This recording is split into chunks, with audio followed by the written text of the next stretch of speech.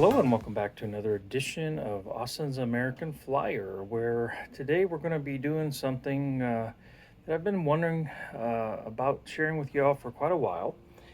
I don't do a lot with the boxes and having full sets, and I know there are people that do that, and that's like a that's like a upper level type of collecting that I don't know. I come from pretty humble beginnings where I was just amazed that there was more than the two partial sets that I had growing up. So I've been excited to get anything. But having said that, today's video is a bit of a theme and variation. And if you have never been trained in classic music, then that may seem like a foreign concept. But the idea is with some of the greatest composers like Mozart and Beethoven, they would take a very simple theme or a phrase and they would move it around. So they'd stay within a very defined boundary, but yet within that very narrow window of musical notes, they would find incredible variety.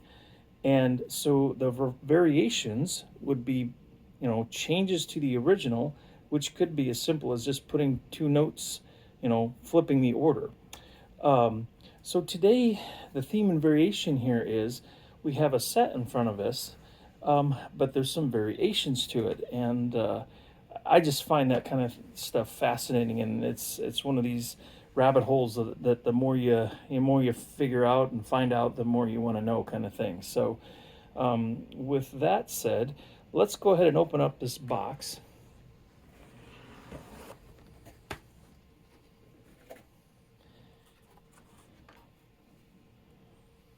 So one of the things that I find so neat about this particular set box is this flip up tab. And I imagine that when it was sitting in a store somewhere, that it would have had the tab flipped up and then probably this cover removed to reveal the train set in the box below. And I'm sure this is kind of a marketing idea, marketing concept to try to draw people's attention. And it's cool. It's really cool. There's some things that probably are catching your attention right away, and believe me, we'll get to that. But just to show a little bit more of this box, we've got our cord. So obviously this has been operated. We've got some these loose leaf instructions about lubrication and how to put things together. Kind of a basic booklet, or I should say, this is not even a booklet, it's a couple pages.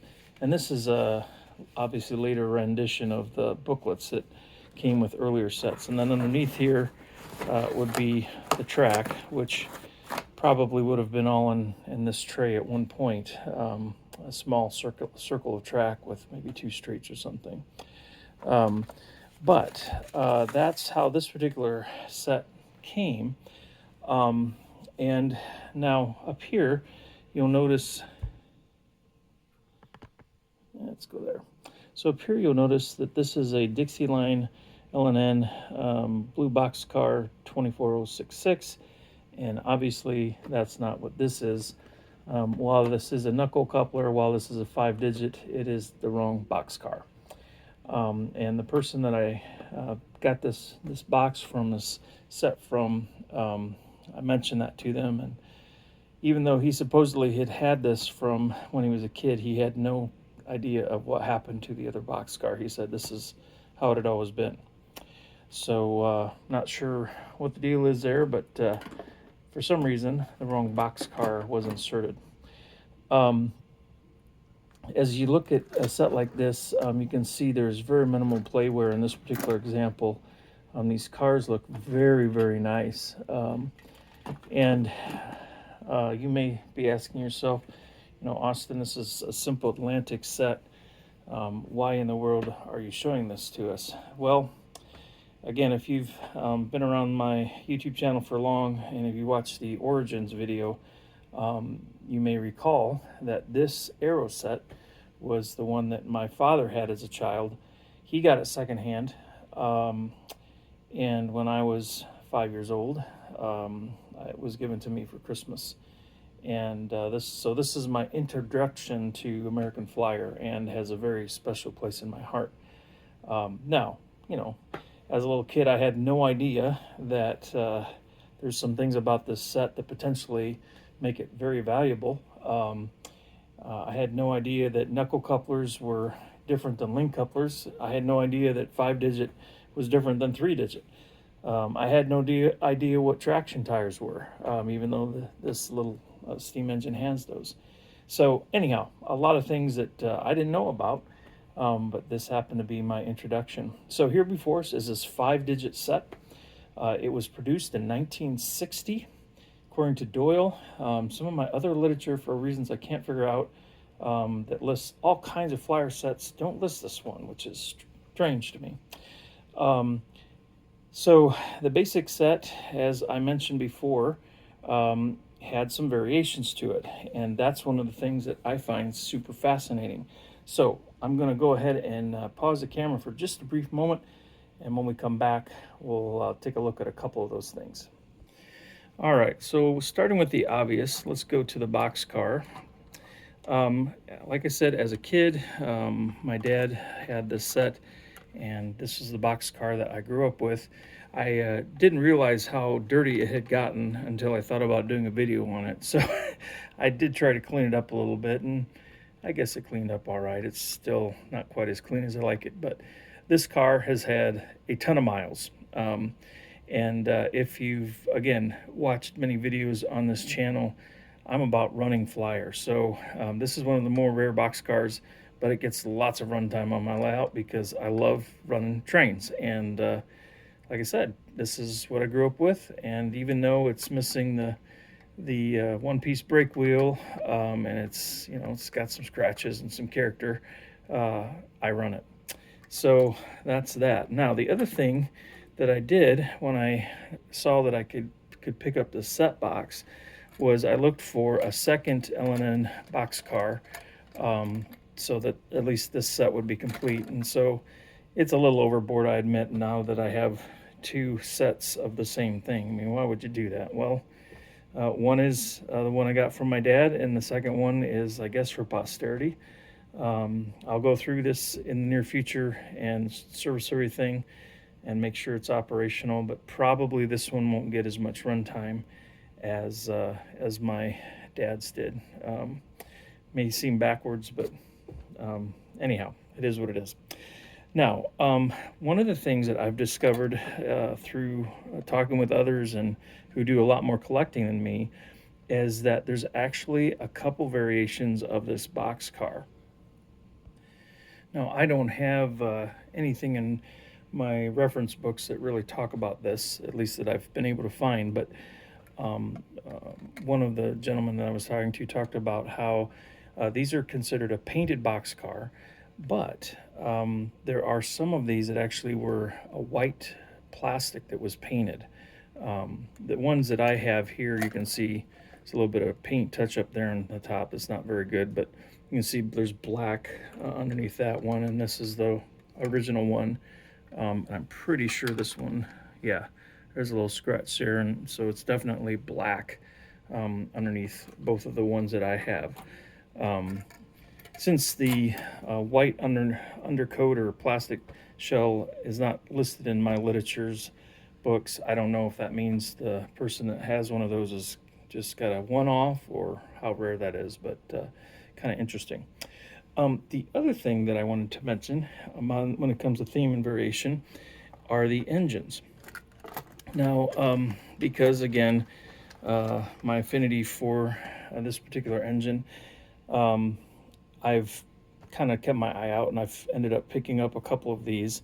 So I have my father's original one that I still operate now because of some misfortune as a child, and the reason I am pretty finicky about having some sort of protection around the outside of my layout is my little engine hit the floor and busted up the motor inside, and so my original one actually no longer has the original shell. because when I took it to a gentleman that worked on trains as a kid, he claimed the shell was so busted up inside, probably the posts were broken, that he just, swapped it out for, I don't remember, maybe a diecast 300 or something like that shell. And again, I wish I still had the original, but the whole reason I've been looking for other engines to buy is because I was hoping to get an original shell once again to put back on the one that my father gave me. And so I just ended up with a couple of these. Now, if you happen to have Doyle's book, and again, I don't know if there are other references that mention this, there are some theme and variations on the engine. This is something that I just never really paid attention to until almost a happy accident occurred the one time I went to York. And so again, this is the example here is the one that I have, I think, 3 or 4 copies of. They're identical. It's a plastic everything, plastic bell, plastic, well, I guess there's no real whistle sticking out of there, but anyhow, everything's plastic on it. And when I went to York a few years ago, I was looking for project engines, and so that means my eyes usually go under tables and stuff looking for boxes of bits and pieces that people are just wanting to offload. And in one of those situations, I found an engine that was in pretty bad shape. But what caught my eye is it had aluminum drivers. And then when I looked a little closer, I saw, hey, that's my dad's engine number, 21105. I was like, well, someone must have swapped the shell for the chassis. That can't be how they made it, because I mean, I never knew about that. But again, I was looking for a shell, so I was like, hey, bingo, here we go. So I picked this one up, brought it home, found and ordered missing pieces, put it all back together, and run it on the layout now. And in the course of doing that, checked into Doyle's references and found out, well, interesting. There are actually 3 variations of this engine. And the first one, supposedly, at least Doyle calls it variation number 1, has unpainted aluminum drivers, metal bell, and metal whistle. The second variation has die-cast drivers and then the same shell. And then the third and most common variation, very common variation, is the one behind us here, which explains why I have so many of those. So I thought, well, that's really interesting. And then I as I was looking into the variations stuff, I realized something else that was kind of fun. And again, according to Doyle's research, this engine is just super rare. Like he says, it's so rarely traded that he can't list how, he numbers things by 1 to 8, 1 being most common, 8 being most rare. And so this is so uncommon that he doesn't really have a way to gauge its value because it's traded so rarely. So I thought, well, that's kind of cool. I think I spent $12 or $15 for it. Now, it's probably not worth $1 million, but it is pretty cool, and I really like having this variation. So.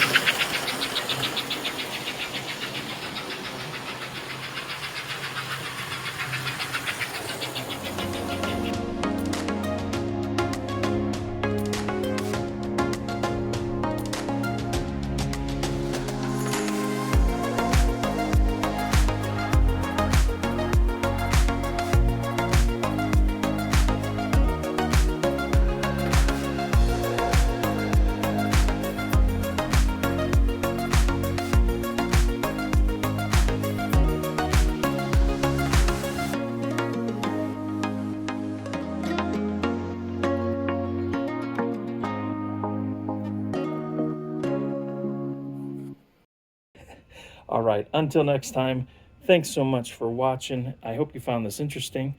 And take care. God bless. Enjoy those American Flyer trains. And we'll see you.